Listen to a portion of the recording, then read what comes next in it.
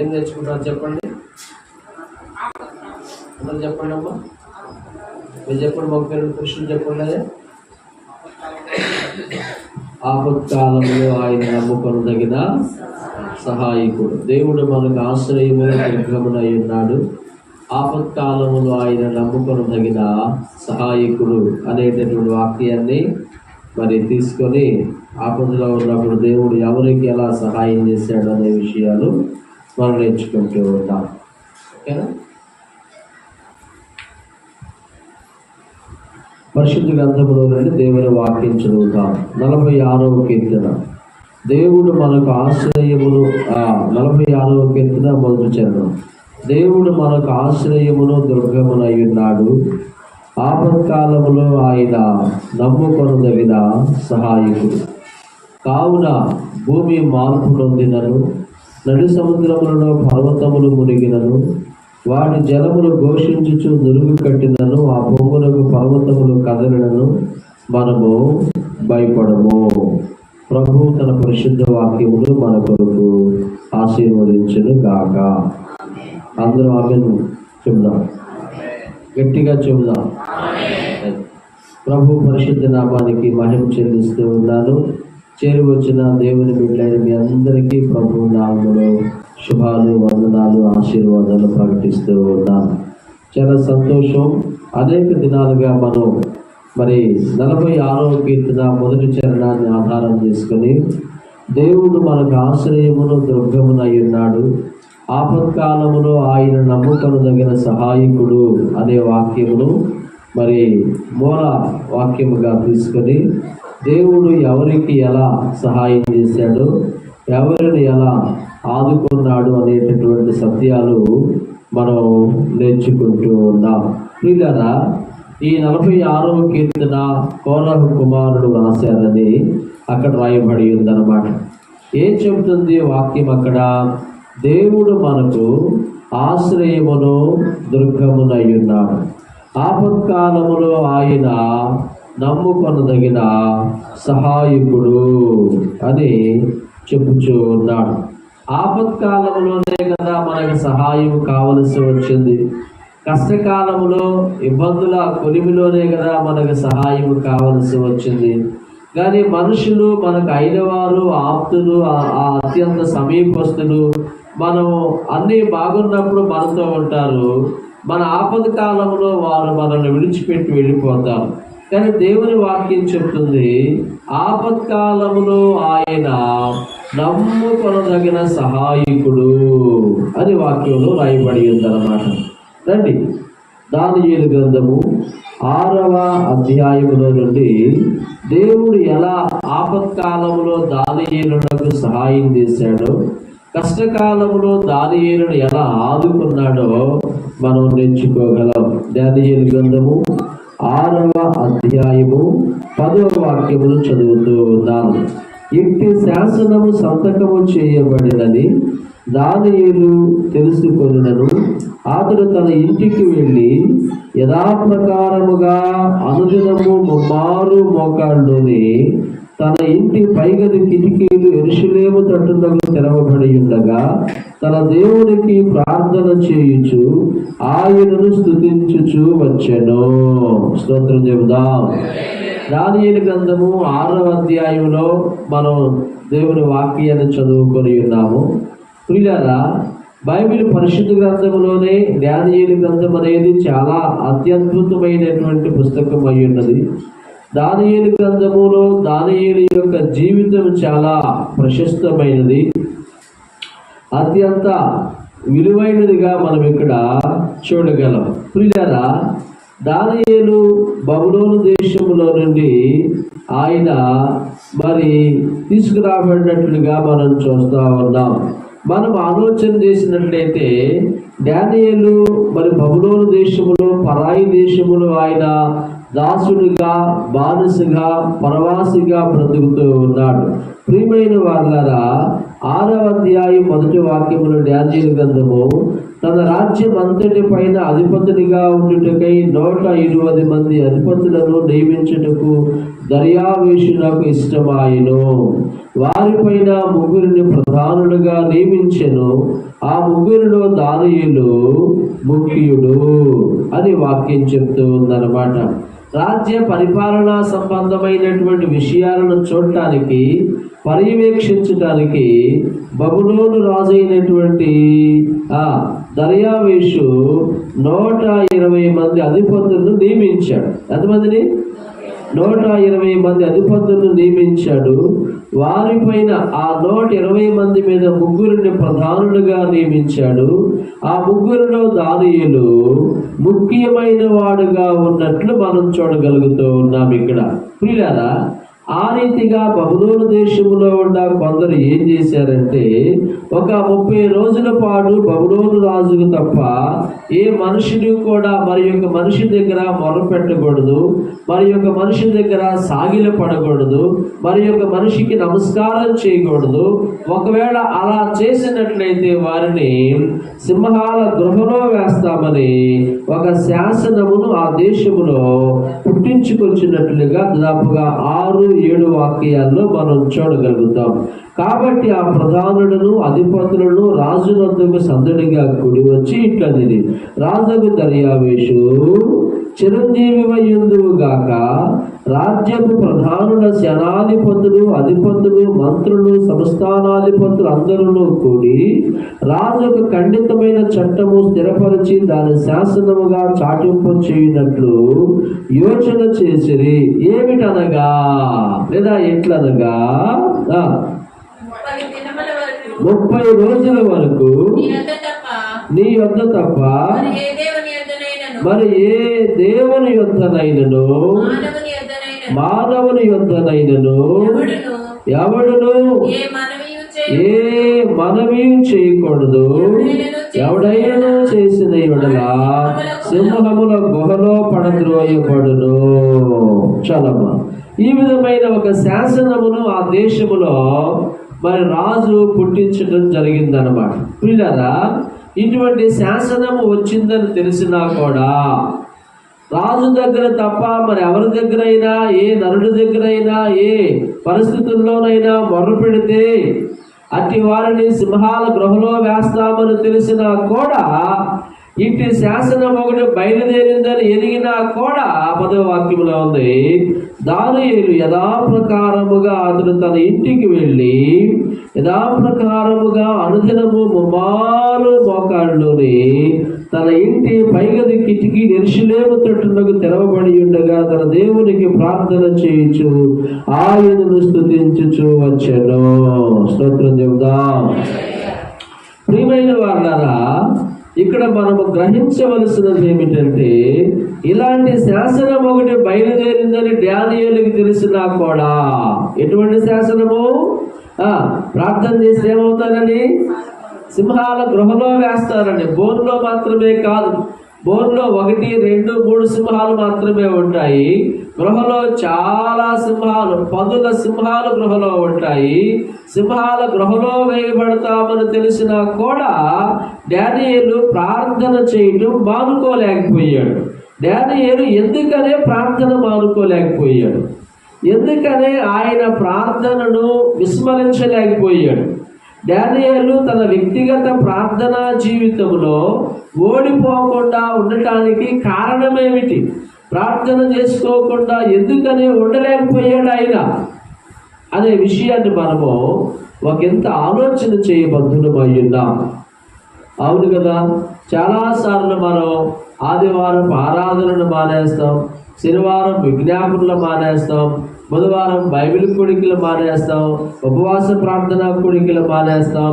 కానీ దానియేలు చెప్పుచూ ఉన్నాడు ఇక్కడ, ఆయన ప్రార్థనకు వెళ్ళే విషయం గురించి మాత్రమే మాట్లాడటం లేదు, కానీ ఆయన వ్యక్తిగతంగా దేవుని సన్నిధిలో ప్రార్థన చేసే విషయాన్ని గురించి మాట్లాడుతూ ఉన్నాడు. అంటే ఆయన ప్రార్థన చేయకుండా ఉండలేకపోయాడు. స్తోత్రం చెప్పండి. ఏం చేయకుండా? ఎందుకని? ప్రార్థన చేస్తే ఏమవుతారంటే తెలుసు ఆయనకి. ఏమండి మీరు చెప్పండి సిస్టర్స్, ప్రార్థన చేస్తే ఏమవుతాడని తెలుసు. మరి ప్రార్థన చేస్తే సింహాల గృహలో వేయబడతారని తెలిసినా కూడా ఎందుకనే ప్రార్థన చేయటం మానుకోలేదు ఆయన.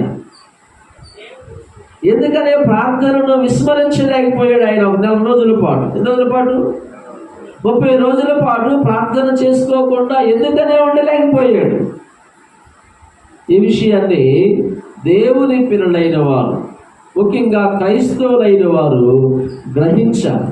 ప్రార్థనలో ఉన్న మాధుర్యతను, వ్యక్తిగత ప్రార్థనలో ఉన్నటువంటి శక్తిని ఆయన ఎరిగిన వాడుగా ఉన్నాడు కనుక సింహాల గృహంలో వేయబడతామని తెలిసినా కూడా ఆయన ఏం మానుకోలేదయ్యా? ప్రార్థన చేయడం మానుకోలేదు, ప్రార్థన చేయడం విస్మరించలేదు ఆయన. కానీ ఈనాడు మనుషులు చిన్న చిన్న విషయాలకు, చిన్న చిన్న కష్టాలకు, చిన్న చిన్న బాధలకు వారు వ్యక్తిగత ప్రార్థనను ప్రక్కన పెట్టేస్తూ ఉన్నారు. ఈరోజు ప్రార్థన చేసుకోకపోతే ఏమైందిలే, ఈ పూట ప్రార్థన చేసుకోకపోతే ఏమైందిలే అని భావించుకుంటూ ఉన్నారు. దానియేలు ఎందుకనే ప్రార్థన మానుకోలేకపోయాడు? ప్రభు నాకు అర్థం చేసిన విషయాలు మీ దృష్టికి తేవాలని నేను ఆశిస్తూ ఉన్నాను. దానియేలు ఎందుకనే ప్రార్థించడం మానుకోలేకపోయాడంటే ప్రార్థన ఆయనను మరణకరమైన పరిస్థితుల్లో నుండి కాపాడింది అని గుర్తిరిగాడు. వ్యక్తిగత ప్రార్థన లేదా ఒంటరి ప్రార్థన లేదా కుటుంబ ప్రార్థన అనేది ప్రాణాపాయ సంబంధమైన మరణకరమైన పరిస్థితుల్లో నుండి దానియేలును తప్పించినది, కాపాడింది ఎవరు, ఏది అంటే ఒంటరి ప్రార్థన జీవితం. స్తోత్రం చెప్పండి. హల్లెలూయా. ప్రియులారా, కాబట్టి దానియేలుకు అర్థమైంది, అమ్మో నేను ప్రార్థన చేయబట్టే దేవుడు నన్ను ప్రాణాపాయము నుండి మరణకరమైన పరిస్థితుల్లో నుంచి నన్ను తప్పించాడు అని అర్థమైంది ఆయనకి. నేను ప్రార్థన చేయకపోతే దేవుని యొక్క కోపం, దేవుని యొక్క ఉగ్రత నా మీదకి వస్తుందని చెప్పి ఆయనకి అర్థమైంది కనుక ఆయన ప్రార్థన చేయకుండా ఉండలేకపోయాడని దేవుని యొక్క వాక్యములో మనం తెలుసుకోగలం. ఇర్మియా మరి గ్రంథకర్త చెప్తాడు. ఇర్మియా గ్రంథము ప్రియులారా 10వ అధ్యాయము 24వ వాక్యం చదువుదాం. ఇర్మియా గ్రంథము 10:24. యెహోవా నీవు నన్ను బొత్తిగా తగ్గింపకుండున్నట్లు నీ కోపమును బట్టి నన్ను శిక్షింపగా నీ న్యాయ విధిని బట్టి నన్ను శిక్షింపుము. నిన్నెరుగని అన్యజనుల మీదను నీ నామమును బట్టి ప్రార్థింపని వంశముల మీదను నీ ఉగ్రతను కృమ్మరించుము. వారు యాకోబును మృంగివేయుచున్నారు, నిర్మూలము చేయవలనని వారు అతను మృంగివేయుచున్నారు, వారి నివాసములు పాడు చేయుచున్నారు. ఇక్కడ ఏం చెప్పుచున్నాడు? నీ నామమును బట్టి ప్రార్థింపని వంశముల మీదను. ఎవరి మీదట? అందరూ చెప్పండి, ఎవరి మీదట? నీ నామమును బట్టి ప్రార్థింపని వంశముల మీదను. అయ్యా మొక్కుపిల్లలు వినండి. నీ నామమును బట్టి ప్రార్థింపని వంశముల మీదను. ప్రార్థన చేయని వారికి దేవుని యొక్క కోపం. ఎవరైతే ప్రార్థన చేయరో వారు దేవుని యొక్క కోపానికి గురి కావాలని, ప్రార్థన చేయని వారు దేవుని కోపానికి గురి అవుతారని దానియేలుకు తెలుసు కనుక సింహాల గృహలోనికి వెళ్ళటానికైనా ధైర్యం చేశాడు. కానీ ఒంటరి ప్రార్థనను మానుకోవటానికి ఏం చేయలేకపోయాడు. అదే ఏం మానుకుంటానికి? ఒంటరి ప్రార్థన మానుకుంటానికి ఆయన ధైర్యం చేయలేకపోయాడు. సింహాల గృహలోనికైనా వెళతాను కానీ నేను ఒంటరి ప్రార్థనను మానుకోలేను అని చెప్పాడు. కాబట్టి ప్రియమైన వారులారా, దానియేలు ప్రార్థన మానుకోలేకపోవటానికి కారణం ఏమిటంటే ప్రార్థన ఆయనను ప్రాణాపాయం నుండి కాపాడుతుందని దానియేలుకు అర్థమైంది. రెండవది, ప్రార్థన చేయకపోతే దేవుని యొక్క కోపం మన మీదకి వస్తుందని దానియేలుకు అర్థమైంది. ఇంకా ఎవరైతే ప్రార్థన చేస్తారో వారు తమ జీవితాల్లో దేవుని కార్యాలు చూస్తారని దేవుని వాక్యములో పరిశుద్ధ గ్రంథంలో నుండి మనం తెలుసుకుంటూ ఉన్నాం. అందుకే దానియేలు సింహాల గృహలోనికి వెళ్ళడానికి పూనుకున్నాడే తప్ప ఆయన ప్రార్థనను మానుకుంటానికి సాహసం, ధైర్యం చేయలేకపోయాడు. రండి 6వ అధ్యాయము, దానియేలు గ్రంథము 6వ అధ్యాయములో నుండి మనం నేర్చుకుందాం వాక్యమును. 6వ అధ్యాయము 10వ వాక్యం ఇప్పటికి చదువుకొని ఉన్నాం. ఇట్టి శాసనము సంతకము చేయబడినది దానియేలు తెలుసుకొనెను. ఆమెను తన ఇంటికి వెళ్ళి యథాప్రకారముగా అనుదినము ముమ్మారు మోకాళ్ళుని తన ఇంటి పైగలి కిటికీ యెరూషలేము తట్టునకు తెరవబడి ఉండగా తన దేవునికి ప్రార్థన చేయుచు ఆయనను స్తుతించుచు వచ్చెను. స్తోత్రం చెప్పండి. ఏమని తెలిసినా కూడా సింహాల గృహలో వేయబడతామని తెలిసినా కూడా, అయితే ఆ రీతిగా ప్రార్థన చేసిన దరిమిలా ప్రార్థన చేసిన కారణం చేత వారు దానియేలును పట్టుకొని మరి సింహాల గృహలో వేసినట్లుగా దేవుని వాక్యములో వ్రాయబడి ఉందన్నమాట. చూడండి, బైబిల్ పరిశుద్ధ గ్రంథములో నుండి దానియేలు గ్రంథము 6వ అధ్యాయము. ప్రియమైన వాళ్ళరా 16వ వాక్యం చదువుదాం. అంతటా రాజు ఆజ్ఞయ్యగా బంట్రౌతులు దానియేలును పట్టుకొని పోయి సింహముల గుహలో పడద్రోయగా, రాజా నీవు అనుదినము తప్పక సేవించుచున్న నీ దేవుడే నిన్ను రక్షించను దానియేలుతో చెప్పెను. వారు ఒక రాయి తీసుకుని వచ్చి ఆ గుహ ద్వారమును వేసి దాన్ని మూసిరి. మరియు దానియేలును గురించి రాజు యొక్క తీర్మానం మారునేమో అని రాజు ముద్రను అతని అధికారుల ముద్రను వేసి దానిని ముద్రించిరి. అంతట రాజు తన నగరులకు వెళ్ళి ఆ రాత్రి అంతా ఉపవాసం ఉండి నాట్య వాయిద్యములను జరగనీయలేదు. అతనికి నిద్ర పట్టుకపోయేను. స్తోత్రం చెప్పండి. ఎవరు నిద్ర పట్టలేదంట? చెప్పండి, ఎవరు నిద్ర పట్టలేదు? ఎందుకని నిర్దోషి అయినటువంటి ఒకరిని అనగా దానియేలు సింహాల గృహలో వేసేసారు. ఇక దానియేలు సింహాల గృహలో వేసిన దరిమిలా పిల్లరా రాజుగారికి నిద్ర పట్టలేదంట. ఆ రాత్రి ఆయన నాట్య వాయిద్యములు జరగనీయలేదని ఇక్కడ రాయబడి ఉన్నది. 18వ వాక్యం. అంతటా రాజు తన నగరులకు వెళ్ళి ఆ రాత్రి అంతా ఉపవాసం ఉండి నాట్య వాయిద్యములను జరగనీయలేదు. అతనికి నిద్ర పట్టకపోయెను. తెల్లవారుజామున రాజు వేగరమే లేచి సింహముల గుహ దగ్గరకు త్వరపడిపోయెను. అతను గుహ దగ్గరకు రాగానే దుఃఖ స్వరముతో దానియేలును పిలిచి, జీవము గల దేవుని సేవకుడమైన దానియేలు, నిత్యము నీవు సేవించుచున్న నీ దేవుడు నిన్ను రక్షింపగలిగేనా అని అతనిని అడిగాను. అందుకు దానియేలు, రాజు చిరకాలము జీవించును గాక, నేను నా దేవుని దృష్టికి నిర్దోషినిగా కనబడుతుంది కనుక ఆయన తన దూతను పంపించి సింహములు నాకు ఏ హానియో చేయకుండా వాటి నోళ్ళు మోయించెను. స్తోత్రం చెప్పండి. హల్లెలూయా, హల్లెలూయా.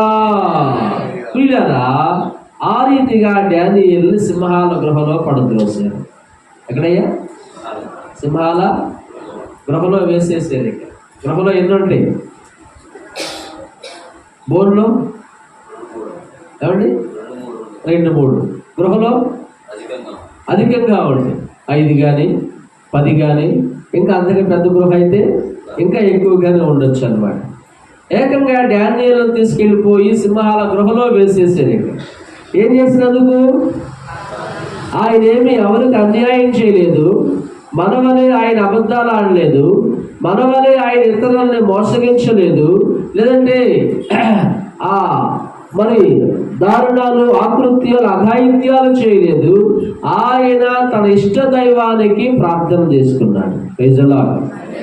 అంటే ఆ రోజుల్లో తమ ఇష్ట దైవాన్ని పూజించుకోగలిగేటటువంటి స్వేచ్ఛ లేదు అనుకోవచ్చు అన్నమాట. ఆ రోజుల్లో మాత్రమే కాదు, ఈ రోజుల్లో కూడా తమ ఇష్ట దైవాన్ని ఆరాధించుకోగలిగేటటువంటి స్వేచ్ఛ లేదు అని చెప్పుకోవచ్చు.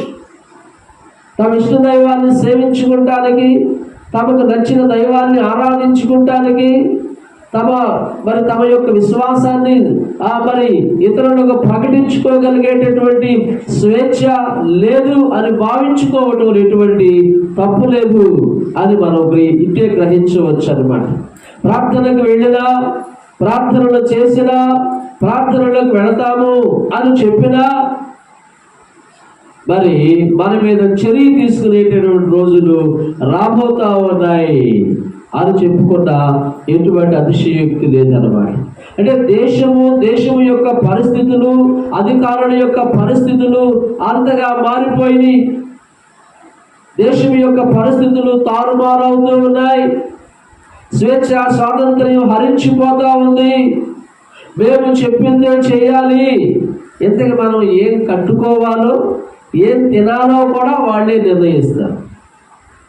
మనం ఏం కట్టుకోవాలో, ఏమి తినాలో కూడా వాళ్ళే నిర్ణయించే రోజులు వచ్చినా ఆశ్చర్యపోవలసినటువంటి అవసరం లేదన్నమాట. సో ప్రియులారా, దేవుని వాక్యం చెబుతుంది, నిష్కారణంగా ప్రార్థన చేసుకున్న కారణంగా ఆయన ఏమీ 10 మందిని గుమిగూడ్చి ప్రార్థన చేయలేదు. ఆయన తన వ్యక్తిగత ప్రార్థన, యాజ్ ఎ ఇండివిజువల్ ప్రేయర్, ఆయన వంటని ప్రార్థన చేసుకున్నాడు. అది కూడా వీధిలో కాదు, సమాజంలో కాదు, తన ఇంటి పైగది కిటికీ యెరూషలేము తట్టునకు తెరవబడి ఉండగా. అంటే ఆయన ఇంటిలో ఆయన ఏం చేశాడు అంటే, ఆయన ఇంట్లో ఆయన ప్రార్థన చేసుకోగలిగే అధికారం కూడా హరించి వేస్తా ఉన్నారు అధికారులు. మన ఇంట్లో మనం ప్రార్థన చేసుకోగలిగే అధికారాన్ని కూడా చేజిక్కించుకుంటా ఉన్నారు అధికారులు. ఆ రీతిగా ప్రార్థన చేసిన కారణం చేత దానియేలుని సింహాల గృహలో పడద్రోశారు. అంటే ఆయన సింహాల గృహలోనికైనా వెళ్ళడానికి పూనుకున్నాడే తప్ప వంటని ప్రార్థనను మానుకోవడానికి సిద్ధపడ్డాడు. వంటని ప్రార్థన మానుకోవడానికి ధైర్యం చేయలే. మనం ఎంతసేపు అయినా సెల్ ఫోన్ చూస్తాం, ఎంతసేపు అయినా టీవీ చూస్తాం, ఎంతసేపు అయినా సీరియల్ చూస్తాం, ఎంతసేపు అయినా సినిమా చూస్తాం. కానీ ఎంతసేపు అయినా ప్రార్థన చేసుకోవాలంటే ఏమైంది? రాత్రి ఎంతసేపు అయినా సీరియల్ చూస్తారు. సీరియల్ చూసేటప్పుడు భయం ఉండదు, కానీ ఒక్కడే ప్రార్థన చేసుకోవాలంటే భయం పడుతుందండి అంటారు. ప్రార్థన చేసుకోవాలనే ఉంది కానీ, లేదంటే సహవాసం చేయాలనే ఉంది కానీ నాకెందుకో భయంగా ఉంటుందండి రాత్రిపూట. కానీ సీరియల్ మాత్రం, సీరియల్ చూసేటప్పుడు ఏముండదు, సినిమా చూసేటప్పుడు భయం. సినిమా హాల్లో ఉన్నంతసేపు భయం ఉంటుంది అనమాట. సినిమా అయిపోయినాక ఆ పట్టణం నుండి పల్లెటూరు రావాలంటే అప్పుడు వాడికి భయం మొదలైంది అనమాట. సో ప్రియులారా, ఈ దినాల్లో క్రైస్తవులు, దేవుని బిడ్డలైన వారు ప్రార్థనను విస్మరించారు, ప్రార్థనకు చెక్ పెట్టేశారు. ప్రార్థనకు వస్తూ ఉన్నారే కానీ వారు ప్రార్థనను చేయడంలా. ప్రార్థనకు వస్తూ ఉన్నారే కానీ వారు ప్రభువుతో సహవాసం చేయడంలా. ప్రార్థనకు వస్తూ ఉన్నారే కానీ ప్రభు సహవాసంలో వారు వెనకబడిపోయారు. అందుకే దానియేలు వంటని ప్రార్థనను మర్చిపోలేదు. Praise the lord. నీవు నీ ఇంటిలో చేసుకునే ఏకాంతపు ప్రార్థన అనుభవాన్ని విస్మరించకూడదు. అది నీ వంటని ప్రార్థన అయినా, నీ కుటుంబ ప్రార్థన అయినా, నీవు క్రమం తప్పకుండా, నియమం తప్పకుండా నీవు నీ ఒంటరి ప్రార్థన అనుభవాన్ని కాపాడుకోవాలి. స్తోత్రం చెప్పండి. దేవుని వాక్యం చెబుతుంది. పౌలు తిమోతికి చెప్తూ చక్కని మాట మాట్లాడుతూ ఉన్నాడు. ఏం చెప్పుచున్నాడు? అన్ని పరిశుద్ధ గ్రంథంలో నుండి పౌలు గారు తిమోతికి రాసినటువంటి 2వ పత్రిక, పౌలు గారు తిమోతికి రాసినటువంటి 2వ పత్రిక 2వ అధ్యాయము 4వ వాక్యం చదువుకుందాం. సైనికుడు ఎవడనో యుద్ధములకు పోవునప్పుడు తను దండులో చేర్చుకుని వారిని సంతోష పెట్టవలనని ఈ జీవన వ్యాపారములో చిక్కుకొనడు, మరియు జట్టి అయిన వాడు పోరాడినప్పుడు నియమ ప్రకారము పోరాడుకుంటే వానికి కిరీటము దొరకదు. ఎలా పోరాడకపోతే? ఏమండి? నియమం ప్రకారం. మరియు జట్టి అయిన వాడు పోరాడినప్పుడు నియమ ప్రకారం పోరాడుకుంటే, నియమము అనండి అందరూ, నియమము అనండి మళ్ళీ ఒకసారి. నియమము అంటే ఒక క్రమం అన్నమాట, యాజ్ ఎ ప్రాసెస్, ఒక ఒక ఒక ఒక షెడ్యూల్ అనుకోవచ్చు అన్నమాట. మరియు జట్టి అయిన వాడు నియమ ప్రకారం పోరాడుకుంటే వారికి ఏం దొరకదు? కిరీటము దొరకదు. అలాగే నీవు నీ ఒంటరి ప్రార్థన, నీ కుటుంబ ప్రార్థన నియమం తప్పకుండా, ఏం తప్పకుండా? క్రమం తప్పకుండా, నియమం తప్పకుండా నీవు నీ ఒంటరి ప్రార్థన అనుభవాన్ని కాపాడుకో. అలాగే నియమం తప్పకుండా, క్రమం తప్పకుండా నీవు నీ కుటుంబ ప్రార్థన అనుభవాన్ని కాపాడుకోవాలి. కుటుంబంతో ప్రార్థన చేసేటటువంటి అనుభవం, ఒంటరిగా ప్రార్థన చేసేటటువంటి అనుభవం, భార్య పిల్లలతో పెనిమిటి బిడ్డలతో చేసేటటువంటి ప్రార్థన ఎక్స్పీరియన్స్ని నీవు క్రమం తప్పకుండా కాపాడుకోవాలి. Praise the lord. ఎందుకంటే ఆ క్రమం తప్పకుండా చేసేటటువంటి ప్రార్థనే నీ కుటుంబాన్ని కాపాడుతుంది. నియమం ప్రకారం చేసేటటువంటి ఆ కుటుంబ ప్రార్థనే నీ పిల్లలకు మంచి భవిష్యత్తునిస్తుంది. నియమం ప్రకారం చేసేటటువంటి ఆ కుటుంబ ప్రార్థన అనుభవమే నీ బిడ్డలో నీ మాట వినటానికి కారణమవుతుంది. స్తోత్రం చెప్పండి. హల్లెలూయా. అందుకే దానియేలు ప్రార్థన నియమం ప్రకారం చేసే ప్రార్థనలో మానుకోను. సింహాల గృహలోనికైనా వెళతాను కానీ ఏమనుకోను నేను? అందరూ చెప్పండి, ఏమనుకోను నేను? వ్యక్తిగత ప్రార్థన, ఒంటరి ప్రార్థన ఆయన మానుకోను. సో ప్రార్థన నేను బహిరంగ సభలకు వెళ్ళడం గురించో, ఇటువంటి ఆరాధనా కేంద్రాలకు రావడం గురించో నేను మాట్లాడట్లేదు. ఇక్కడ నీ ఒంటరి ప్రార్థన గ్రాఫ్ ఎంత? నీ ఒంటరి ప్రార్థన పర్సంటేజ్ ఎంత? నీ వ్యక్తిగత ప్రార్థన శాతం ఎంత ఉంది? నీ వ్యక్తిగత ప్రార్థన శాతం ఎంత? పాలు పోసామనుకో కేంద్రంలో ఏం చేస్తారు? చెప్పండి, ఏం చేస్తారు? పోసిన పాలన బట్టి కాదు కానీ వచ్చిన ఏమండి శాతాన్ని బట్టి అక్కడ రేటు, డబ్బు రేటు జరుగుతుంది అన్నమాట. అలాగే నీ వ్యక్తిగత ప్రార్థన శాతం ఎంత ఉంది? నీ ఒంటరి ప్రార్థన గ్రాఫ్ ఎంత? కొందరి గ్రాఫ్ పడిపోయింది. మొన్న జూన్ 4వ తేదీ వారి గ్రాఫ్ ఎంత ఉందో ఏమైంది సార్? అది బహిర్గతమైంది అన్నమాట. జూన్ 4కు ముందు మా గ్రాఫ్ బాగానే ఉంది.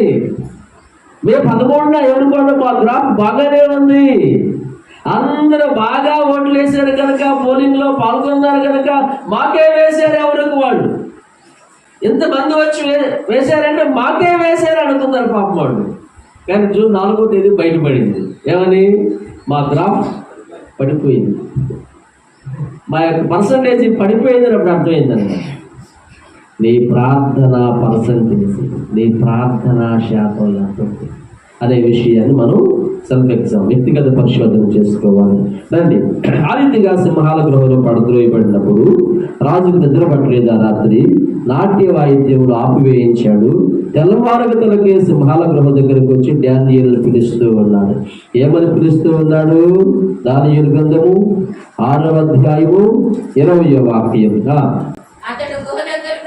గుహ దగ్గరకు రాగానే దుఃఖ స్వరముతో దానియేలును పిలిచి, జీవము గల దేవుని సేవకుడైన దానియేలు, నిత్యము నీవు సేవించుచున్న నీ దేవుడు నిన్ను రక్షింపగలిగేలా అని అతనిని అడిగాను. స్తోత్రం చెప్పండి. హల్లెలూయా. ఇక్కడ 13వ వాక్యం కూడా మనం చూసినట్లుగా ఇక్కడ రాయబడి ఉంది. అనుదినము ముమ్మారు ప్రార్థన చేయించు వచ్చుచున్నాడని. 11వ వాక్యంలో అనుదినము ఎప్పుడెప్పుడంట? 16వ వాక్యంలో కూడా సేమ్ వర్డ్. రాజు, నీవు అనుదినము తప్పక సేవించుచున్నని దేవుడే నిన్ను రక్షించునని దానియేలుతో చెప్పారు. అనుదినము అంటే నియమం అన్నమాట. నియమం తప్పకుండా, క్రమం తప్పకుండా అనుదినము నీవు సేవించు ఉన్న నీ దేవుడే నిన్ను రక్షింపగలిగిన. 10వ వాక్యంలో కూడా సేమ్ వర్డ్ మనం చూస్తాం. 3వ లైన్, యథాప్రకారముగా అనుదినము. చాలు, యథాప్రకారముగా 10వ వాక్యంలోను 13వ వాక్యంలోను 16వ వాక్యంలోను చెప్తున్నాడు అనుదినము. ఎప్పుడెప్పుడట? అనుదినము. వారానికి ఒకసారి కాదు అయ్యా, ఒకటి చెప్పండి. ఎప్పుడెప్పుడు? వారానికి ఒకసారి కాదు, గుర్తొచ్చినప్పుడు కాదు, కుదిరినప్పుడు కాదు. ఏంటయ్యా రాలేకపోతా ఉన్నావు బ్రదర్ అంటే కుదరట్లేదండి. ఏం కావట్లేదు? కుదరటం. ఒక ఇంటికి వెళితే ఆ కుటుంబం నన్ను చాలా ప్రేమించేవాడు, మంచి ఆతిథ్యం ఇచ్చేవాడు, నాకు మంచి కానుక ఇచ్చేవాడు. కానీ 5 నిమిషాలు కూడా నాకు టైం ఇచ్చేవాళ్ళు కాదు. ప్రార్థన చేశాను, ప్రభువా ఒక 10 నిమిషాలన్నా వీళ్ళకి వాక్యం చెప్పాలి, వీళ్ళకి కుదుర్చుకునే నాకు సహాయం చేయి ప్రభువా అని ప్రార్థన చేశాను. మళ్ళీ వారం వెళ్ళి లేపు ఆయన కాలు దెబ్బ తగిలి గట్టి మనసులో ఉన్నాడు. ఇప్పుడు ఎంతసేపు చెప్పినా వింటానండి అంటున్నాడు. ఎంతసేపు చెప్పినా కానీ వింటానయ్యా. ఎంతకుముందు 5 నిమిషాలు టైం ఇచ్చేవాళ్ళు కాదు. పాస్టర్ గారు రండి కూర్చోండి అంటారు, మంచి టిఫిన్ పెడతారు, మంచి కానుక ఇస్తారే కానీ నా ఎదురుగా కూర్చొని నేను చెప్పే 4 మంచి మాటలు మాత్రం వినటానికి వారికి టైం దొరకదు. నువ్వు కుదుర్చుకుంటే మర్యాదగా ఉండేది. నువ్వు కుదుర్చుకునేది అనుకో, నీకు ఎట్ట కుదర్చాలో ఆయన తెలుసు, ఆయన కుదురుతాడు అన్నమాట. అందుకే మనమే కుదుర్చుకోవాలి. కుదరట్లేదండి అనకూడదు. ఆయన నువ్వు కుదుర్చుకుంటే మర్యాదగా ఉండేది, నీ అంతటి నువ్వు వస్తే మర్యాదగా ఉండేది. అప్పుడప్పుడు మనం కూడా పిల్లలు అంటాం కదా, ఏయ్ నీ అంతటి నువ్వు వచ్చావా, నేను లెగిసానంటే మర్యాద తప్పింది, నేను వచ్చానంటే మర్యాద తప్పింది, నీ ఇష్టం రా మర్యాదగా నువ్వు వస్తే మర్యాదగా ఉండేది. ఇది కూడా అంతే. మనంతటా మనం కుదుర్చుకుంటే మర్యాదగా ఉండేది. కుదుర్చుకోలేదనుకో ఇక మర్యాద తప్పిద్దాం. వాక్యం చెబుతుందన్నమాట. నీవు మారు మనసు పొందితేనే సరి. ఏమంటే అయ్యా చదవండి అన్నమాట. ప్రకటన గ్రంథము నేను చదువుతాను. ప్రకటన గ్రంథము పరిశుద్ధ వాక్యములో నుండి 2వ అధ్యాయము 22వ వాక్యము. ఇదిగో నేను దానిని మంచము పట్టించి దానితో కూడా వ్యభిచరించువారు దాని క్రియల విషయమై మారు మనసు పొందితేనే గాని వారిని బహుశ్రమల పాలు చేతులు. నీవు మారు మనసు పొందితేనే గాని, మారు మనసు పొందలేదనుకో దేవుడు చెబుతున్నాడు ఇక్కడ. ఏం చెబుతున్నాడయ్యా? నేను దానిని మంచము పట్టించి 22వ వాక్యం. ఇదిగో నేను దానిని మంచము పట్టించి. కఠినమైన మాట రాశాడు ఇక్కడ పరిశుద్ధాత్ముడు. మంచాన్ని పడ్డాడండి అంటారు. మంచాన్ని పడిందండి, 2 నెలలు పెట్టి మంచంలో ఉంది ఇప్పుడు దాకా అని అంటారు అనమాట. అందుకే మంచాన్ని పడగతలకే చెప్పండి, ఎలా పడగతలకే మారు మనసు పొందకపోతే ఏమన్నాడు దేవుడు ఇక్కడ? అదే చెప్పండి, గట్టిగా చెప్పండి అయ్యా. మారు మనసు పొందకపోతే ఏం చేస్తాడంట? మంచాన్ని పట్టించి దాని క్రియల విషయమై దానితో కూడా వ్యభిచరించు వారిని అందరూ మారు మనసు పొందితేనే కానీ. సో కుదుర్చుకుంటే మర్యాదగా ఉండేది, కుదుర్చుకోకపోతే తేడా పడిద్ది. అందుకే తేడా పడగతలకే మనం కుదుర్చుకోవాలి. ధ్యానియలను గురించి ఏముంది? 6:10లోను 6వ అధ్యాయం 10వ వాక్యంలోను 6వ అధ్యాయం 13వ వాక్యంలోను 6వ అధ్యాయం 16వ వాక్యంలోను నీవు అనుదినము సేవించుచు ఉన్నా అని రాయబడి ఉంది. 20వ వాక్యంలో నీవు నిత్యము సేవించుచున్న నీ దేవుడు నిన్ను రక్షింపగలిగేనా అని చెప్పి అంటూ ఉన్నాడు. 22వ వాక్యంలో ఆయన తన దూతను పంపించి, ఎవరు పంపించి? దేవుడు తన దూతను పంపించి సింహములు నాకు ఏ హాని చేయకుండా వాటి నోళ్ళు మోయించెను. స్తోత్రం చెప్పండి. దేవుడు తన బిడ్డలైన వారి కొరకు దేవదూతలను పంపుతాడండి. ఆకాశం ఉన్నది, నీవు ఆపదలో ఉన్నప్పుడు, కష్టకాలంలో ఉన్నప్పుడు, ఒంటరిగా ఉన్నప్పుడు, ఇబ్బందులు కొలిమిలో ఉన్నప్పుడు, ఆ ఆర్థిక సంబంధమైన కొలిమిలో ఉన్నప్పుడు, నిప్పులు కొలిమిలో ఉన్నప్పుడు నీకు బదులుగా నీ పక్షముగా ఆయన దేవదూతలను పంపించి నిన్ను కష్టకాలంలో నుండి ఆయన గట్టెక్కిస్తాడు. స్తోత్రం చెప్పండి. ఎప్పుడంటే నీవు ప్రార్థన చేసినప్పుడు. చెప్పండి, ప్రార్థన చేసినప్పుడు. దానియేలు కోసం ఎవరు పంపించాడు? అందరూ చెప్పండి. దానియేలు కోసం ఎవరు పంపించాడు? నీ కోసం నీ భార్య రాకపోవచ్చు, నీ కోసం నీ భర్త రాకపోవచ్చు, నీవు హాస్పిటల్లో ఉన్నప్పుడు కూడా నీ కడుపులో పుట్టిన బిడ్డలు రాకపోవచ్చు, నీ తోడబుట్టిన వాడు నీకు దూరంగా ఉండవచ్చు, కానీ దేవుడు నీ కోసం తన దూతను పంపుతాడు. పోయిన వారం కూడా చెప్పాను, షడ్రకు, మెషాకు, అబేద్నెగోల కోసం ఎవరిని పంపించాడు? దేవుడు దేవదూతను పంపించాడు. ఇక్కడ కూడా దేవుడు మరి దానియేలు కోసం సింహాల గృహలోనికి దూతను పంపించాడు. తన దూతను పంపించి సింహములు నాకు ఏ హాని చేయకుండా వాటి నోళ్ళు పోయించాడు. ప్రియమైన దేవుని బిడ్డలారా, కష్టకాలంలో మనము ప్రార్థన చేసినప్పుడు, ఆపత్కాలంలో ఆయన నమ్ముకొనదగిన సహాయకుడు అంటే, ఆపత్కాలంలోనైనా మనం దేవుని వైపు చూసినప్పుడు, ఆపత్కాలంలోనైనా మనం దేవునికి మొర్ర పెట్టుకోగలిగినప్పుడు దేవుడు మన కోసం తన దూతను పంపించి ఆయన మనల్ని ఆదుకుంటాడని వాక్యం చెబుతుంది. దీని యొక్క పర్యవసానం ఏమిటంటే, దానియేలు మీద ఎవరైతే నింద మోపి అన్యాయంగా సింహాల గృహలో పడేశారో దానియేలును పైకి తీసి వారిని సింహాల గృహలో పడద్రోశారు. వారు ఆ గుహ అడుగునకు చేరక మునిపే 24వ వాక్యం చెబుతుంది, వారు ఆ గుహ అడుగునకు చేరక మునిపే సింహముల పాలైది, సింహముల వారు ఎముకలను సహితము పగల కొరికి పొడి పిండి చేసింది అంట. ఎవరిని దానియేలు మీద ఎవరైతే నింద మోపారో, అన్యాయంగా అభాండాలు వేశారు, అన్యాయంగా నేరారోపణ మోపారు, నిష్కారణంగా నిందించారు. చాలాసార్లు అంటాం కదా, అన్యాయంగా నన్ను అంటున్నాం, అన్యాయంగా నా మీద మాట్లాడుతూ ఉన్నారండి, ఇది చాలా అన్యాయం అండి అసలు అని చెప్పి మనం అంటాం. నీ మీద అన్యాయంగా నిష్కారణంగా నింద మోపితే వారిని దేవుడే చూసుకుంటాడు, వారికి తగిన ప్రతిఫలాన్ని దేవుడే ఇస్తాడు. రమాపత్రికలో ఉంది, పగ తీర్చుకొనుట నా పని. అది నా పని, మీ పని కాదు. పగ తీర్చుకోవడం నేను చూసుకుంటాను. వారు అడుగులకు చేరక మునిపే వారు సింహముల పాలైరి, వారి ఎముకలను కూడా పగల కొరికి పొడి పిండి చేసినవి అని చెప్పి ఇక్కడ రాయబడి ఉంది. ఇక కడకు జరిగిన విషయం ఏమిటంటే, రాజు విషయం తెలుసుకున్నాడు.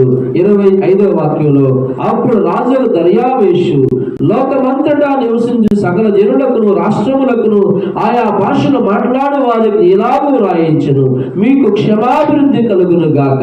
నా సముఖమున నియమించినదేమనగా, నా రాజ్యములోని సకల ప్రభుత్వముల యందు నివాసులు దానియేలు యొక్క దేవునికి భయపడుచు ఆయన సముఖమున వణుకుచుండవలెను. ఆయనే జీవము గల దేవుడు, ఆయనే యుగయుగము నుండి వాడు, ఆయన రాజ్యము శాశ్వతము, మరి ఆయన రాజ్యము నాశనము కానేరదు. ఆయన ఆధిపత్యము తుదమట్టునకుండును. ఆయన విడిపించువాడును రక్షించువాడునయుండి పరమందును భూమి మీదను సూక్ష్మక్రియలను ఆశ్చర్య కార్యములను చేయువాడు ఆయనే. సింహముల నోట నుండి దానియేలును రక్షించినని వ్రాయించెను.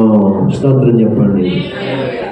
ఒక దర్యావేషు రాజు, అన్యుడైనటువంటి రాజు నిజదేవుణ్ణి గుర్తెరగటానికి, సత్యదేవుణ్ణి ఎరగటానికి కారణం ఏమిటంటే, ఒక క్రైస్తవుడి యొక్క క్రమమైన ప్రార్థనా జీవితం. స్తోత్రం చెప్పండి. దర్యావేషు సత్యదేవుణ్ణి తెలుసుకుంటానికి కారణం ఎవరు? ఆయనకి ఎవరు సువార్త చెప్పలేదు. ఒక పెద్ద బహిరంగ సభలకు ఆయన హాజరు కాలేదు. ఆయన సత్యదేవుడిని తెలుసుకుంటానికి చెప్పుచున్నాడు. ఆయన ఏం చెప్తున్నాడంటే 26వ వాక్యంలో, ఆయనే జీవము గల దేవుడు, ఆయనే యుగయుగము నుండి వాడు, ఆయన రాజ్యము నాశనము కానేరదు, ఆయన ఆధిపత్యము తుదమట్టునకుండును. ఆ అన్యుడైన దర్యావేషు దేవుణ్ణి తెలుసుకుంటానికి మూలం కారణం ఎవరంటే ఒక క్రమశిక్షణ కలిగిన క్రైస్తవుడు, క్రమమైన ప్రార్థనా జీవితము కలిగిన క్రైస్తవుని యొక్క జీవితం ఒక దేశపు రాజు సత్యదేవుడిని తెలుసుకుంటానికి దోహదపడింది, కారణమైంది. ఆయన చెప్తున్నాడు, ఏం చెప్తున్నాడంటే 20వ వాక్యం, ఆయన విడిపించువాడును రక్షించువాడును అయ్యింది పరమందును భూమి మీదను సూచక క్రియలను. చెప్పండి, ఎక్కడెక్కడంట? పరమందును భూమి మీదను సూచక క్రియలను ఆశ్చర్య కార్యములను చేయువాడు ఆయనే. సింహముల నోట నుండి డానియేలుని ఏం చేశాడు? నేను డానియేలుని సింహాల గృహలో వేశాను, కానీ జీవము కలిగిన దేవుడు డానియేలుని సింహాల గృహలో నుండి రక్షించాడు. నేను డానియేలుని చంపబూనుకున్నాను, కానీ జీవం కలిగిన దేవుడు డానియేలుని బ్రతికించబూనుకున్నాడు. నేను చంపేశాను అనుకున్నాను, కానీ జీవం కలిగిన ఆ యెహోవా దేవుడు డానియేలుని మరి రక్షించాడు. డానియేలు ఎప్పుడైనా విరగడైపోయిందని మేము అనుకున్నాము, కానీ డానియేలు దేవునికి అవసరమయ్యాడు. దేవునికి డానియేలు కావలసి వచ్చాడు. దేవుడు డానియేలుని కోరుకున్నాడు, డానియేలుని దేవుడు కోరుకున్నాడు అని ఇక్కడ 27వ వాక్యంలో ఆ దర్యావేషు రాజు చెప్తూ ఉన్నాడు. నా ప్రియమైన దేవుని బిడ్డలారా, దేవుడు మనకు ఆశ్రయమును దుర్గమునై ఉన్నాడు. ఆపత్కాలములో ఆయన నమ్ముకొనదగిన సహాయకుడు. డానియేలు సింహాల గృహలో ఉన్నప్పుడు దేవుడు ఆయనకు సహాయం చేశాడు. దేవుడి ఆకాశం నుండి తన దూతను పంపించి మరి డానియేలుని కాపాడినట్లుగా మనం చూస్తా ఉన్నాం. అలా స్టాండప్ అందరం లేచి నిలబడి ప్రభు సన్నిధిలో ప్రార్థన చేసుకుందాం. 2 నిమిషాలు మీ 2 హస్తాలు ఆకాశం వైపు చాపి, ప్రభువా నాకు సహాయం చేయండి అయ్యా, నన్ను అలాగే నిత్యము నీవు సేవించుచున్న నీ దేవుడే నిన్ను రక్షించుదని రక్షింపగలిగిన దర్యావేషు చెప్తూ ఉన్నాడు. దయచేసి 2 నిమిషాలు ప్రార్థన చేసుకోండి. యవనస్తులు, యువకులు, స్త్రీలు, పురుషులు 2 నిమిషాలు మీ హస్తాలు ప్రభు వైపు చాపి, ప్రభువా నాకు సహాయం చేయండి అయ్యా, ప్రభువా నన్ను కనికరించండి అయినా, ప్రభువా నన్ను జ్ఞాపకం చేసుకోండి అయ్యని ప్రార్థన చేసుకుందాం. పరిశుద్ధుడు అయిన తండ్రి, కృతజ్ఞతలు, స్తోత్రములు, వందనములు అయినా దేవుడు మనకు ఆశ్రయమును దుర్గమునై ఉన్నాడు. ఆపత్కాలములో ఆయన నమ్ముకొనదగిన సహాయకుడని మీరు బోధిస్తూ ఉన్నారు. డానియేలు ఆపదలో ఉన్నప్పుడు సింహాల గృహంలో వేయబడతారని తెలిసినా కూడా, సింహాల గృహంలోనికి వెళ్ళినా కూడా దేవా మీరు డానియేలుకి మరి ఆయన తోడుగా ఉన్నారు. పరలోకము నుండి మీరు మీ దూతను పంపించి సింహములు ఏ హానియూ చేయకుండా సింహాల నోళ్ళు మీరు మోయించారు. డానియేలుని మీరు కాపాడారు, డానియేలుని మీరు తప్పించారు, డానియేలుని మీరు రక్షించారు. స్తోత్రాలు. యేసు నామములో కృతజ్ఞతలు అర్పించి వేడుకొనొచ్చు ప్రార్థిస్తూ ఉన్నాము తండ్రి, ఆమేన్. అలాగే మోకాళ్ళ మీదకి వచ్చి ప్రభు మనకు